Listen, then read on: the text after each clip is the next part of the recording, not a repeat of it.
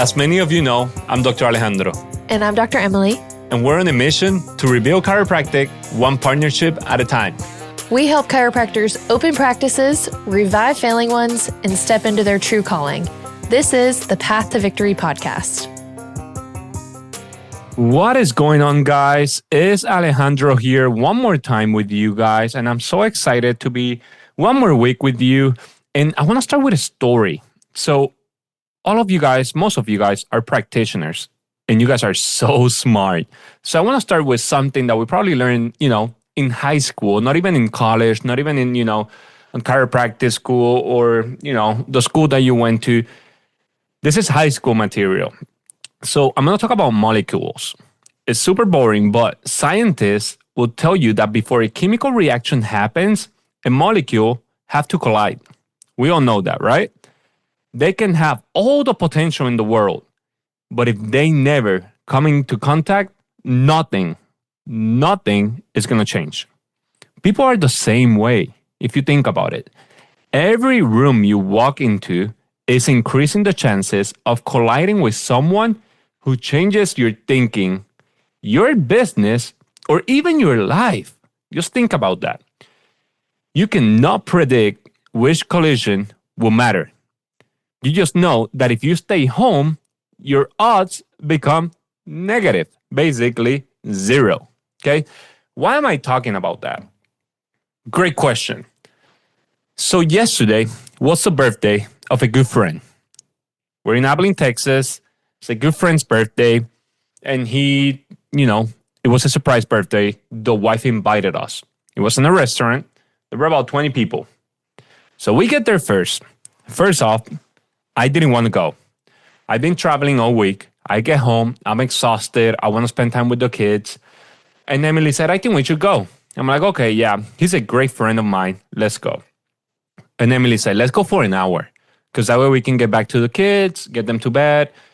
Awesome. We're going to be only there an hour. We get there at 6:30. The birthday, he was getting there at 6:45. It was a surprise. So we get there at 6:30. We met with some of the people, like his son. We're interacting. And all of a sudden, this crowd of people got all together. They came in at the same time. It was overall around 15 people because total of us was 20 people on a big table. And I didn't know anyone.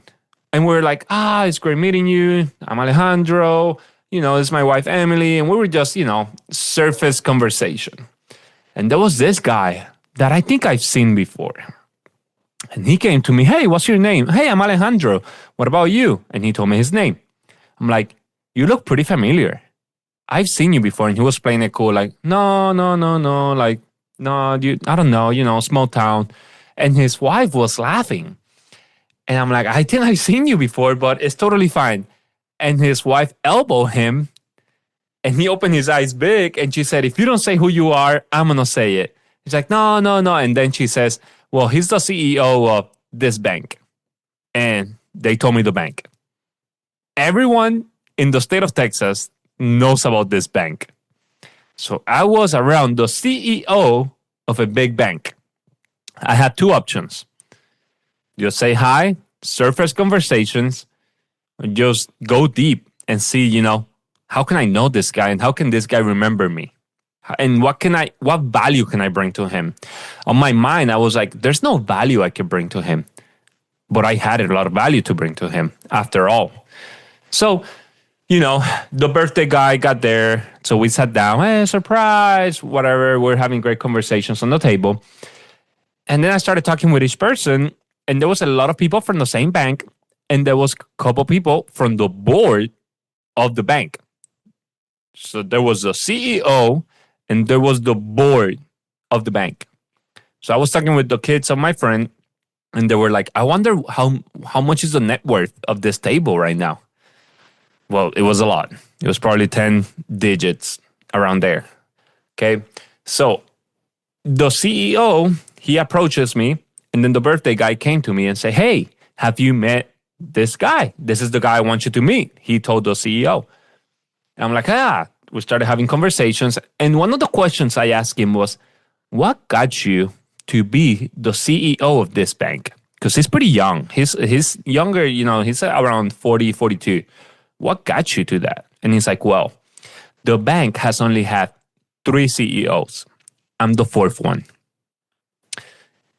And I started as a teller on the bank when I was 17 years old, when I was in college. I applied 9 times from April to August because I knew that was the bank I wanted to work for. Never expected to be the CEO, but I knew that was the bank I wanted to work for. Those words were pretty powerful for me. He applied 9 times, and I was like, why did you apply 9 times? And he reiterated as well. Like he mentioned it one more time because I knew that was the bank that I wanted to work for.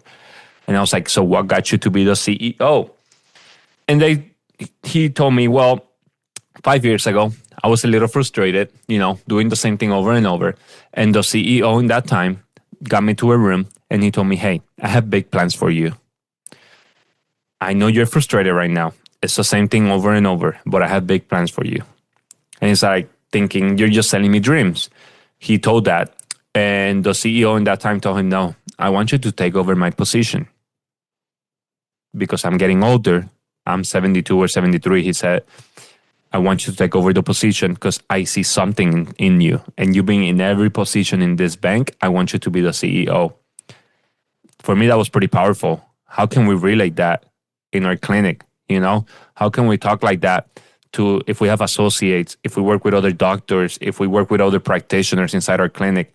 How can we get them committed and bring them more opportunities? For me, I always want the people in my circle, inside my community, to have a partnership wherever we are. Because if we all win, we're all happier. And I want everyone around me to be winning. So that's number 1. Then I asked him, what makes you guys unique? Because he kept mentioning the word unique. And I was, what makes you guys unique? And he's like, you know what? Everyone has to make money. We understand this. It's a business. But we focus a lot on relationships. And that's what I recommend you as well. You own your business. You have to charge high ticket when people come to your business. But something that will make you unique is building relationships. And I'm like, interesting. Are you talking about building relationships with clients or with employees? And he's with both. But I'm going to focus right now on clients. And tell me more. And he told me something unique that he told me. It's like, we focus on relationships and we're pretty personal. So we have a dress code all around. In every town, we have a dress code. And it's not the same dress code for everyone. In Abilene, you see people in summer with dress pants and polos because that's how people dress here. So we want to feel like we're one more of them, like we're related to them. So that's how people dress on the banks here in town. We dress pants and polos. Now, if you go to a little town, he mentioned the town, I don't remember it, but it was 3,000 people full of cowboys. He said people there are in jeans, cowboy boots, and a button down. And some of them wear a cowboy hat because that way they can relate to the customer that comes. Now, if you go to South Lake, if you've never been to South Lake in Texas, it's a bougie part of Texas. In South Lake, people are wearing suits. Not any type of suits. It's a 3-piece.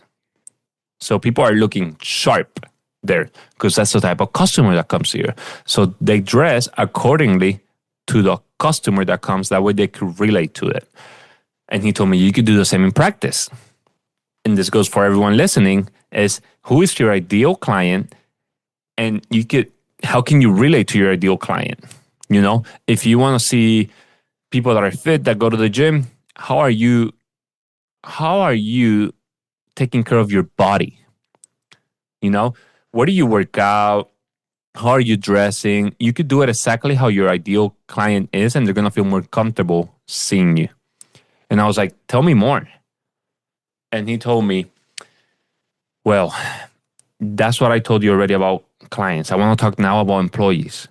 So employees, when they come, I get them into the vision and the mission. And I meet with every single employee that is hired. And I told them that was me. And he literally says the year that he was there. That was me, whatever years ago. I started like you as a teller. The reason I'm telling you guys this is because he also told them, in a couple of years, you could be sitting where I am. If you don't want this position, you could be sitting on the board. But I just want to let you guys know that if you do your work, we're going to keep going up and up and up the ladder inside the bank because I want you all to win. And for me, that was like, wow, eye-opening. And then we started having great conversations. He was asking me a couple stuff and I was talking with him. So he got a lot out of it as well. So it was a great conversation. And thinking now, I didn't want to go. And I was literally talking with the CEO of a bank. And after this, I started looking into the mission of their bank. And I'm reading it here, and it says, we build loyal, lifelong relationships that he talked about, by providing first-class service with personal attention, generating growth for the company while creating exceptional value for our shareholders in an environment of opportunity for dedicated and professional bankers. So he literally went over every single piece without telling me the mission. He went over every single piece. Relationship. Okay, first-class service, creating exceptional value for our shareholders, generating growth for the company. So he said it. It's a business. We need to make money as well. They're not scared about putting that on their mission. A lot of us are scared of putting that we want to make more in our mission. We're just scared of it. And an environment of opportunity for our dedicated and professional bankers. So more opportunities for all the bankers inside. And look at the vision. We are the undisputed leader in the financial industry. Basically, what this means is they aim to be known for personalized service, value to shareholders, enriching employees' lives, and making a positive impact in the communities they serve. This is huge. And I was like, tell me more. I was like Googling this. I'm like, tell me more, Google. And their core values is putting customer first. That's their first promise. Building lifelong relationships, personal attention and first-class service, professionalism, teamwork, ownership and accountability, respect, community involvement, excellence in every interaction. And when I look at these core values, I bank with them, and it's literally every single employee has this. And I'm not even there every single day, but when I go, let's suppose once a month or every other month, I literally see the core values of this bank. They are always with respect, teamwork, they're professional. It's insane how they do that. And now is how can we do that in our clinics, in our practices? Because we say we have great core values and we fire based on our core values, but we don't, guys. We don't. We're scared about this. And every decision the bank makes is based on their core values, vision, and mission. Something interesting as well is that they have 21 non-negotiables. One of their employees gave me a handbook, actually, of this 21 non-negotiables. They have it as on a handbook, the mission, the vision, the core values, and the 21 non-negotiables. I'm just going to mention the one that caught my attention because these are the behavior standards that every employee is expected to follow. Is be professional at all times. Keep facilities immaculate. So they're not waiting for the team, for the cleaning crew to come and clean everything. They are keeping it immaculate. They help each other. Take ownership of every problem until it's resolved. They don't come to the practitioner. They don't come to the CEO. They don't come to whoever, to the board. They literally take ownership of every problem until it's resolved.